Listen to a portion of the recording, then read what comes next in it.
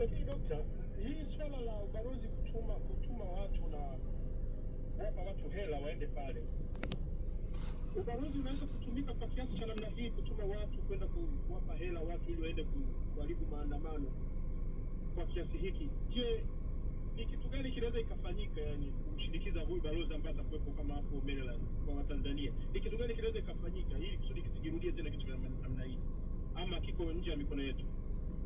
Tunaweza kufanya kitu gani kwa watu huko Marekani kukataa kitu namna ambacho kimefanyika leo, ambacho tumekiona cha kupeleka watu ambao sio wa Tanzania, wa Spanish, na wakadai hela hapo na wamerekodiwa, wakalipwa hela zao wakaenda? Tunawezaje kufanya hii, ama kumwandikia barua balozi? Nini tekea kwenye hiki kitu cha namna hii?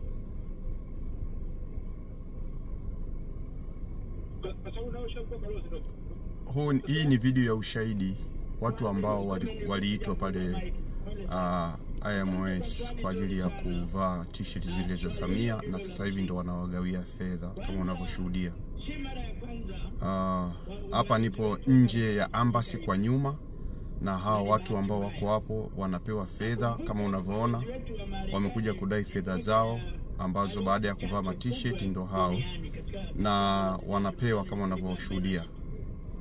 Hii video ni special kabisa, wameambiwa wanawafukuza, wanawapatia hiyo pesa kama unavyoona hivyo. Yani ni hatari. Kakalibe, hii ni video ambayo nimekutengenezea na tutaipandisha hapa kwenye YouTube ili Watanzania waone na kinachoendelea Marekani katika serikali ya Samia. Ni hatari sana.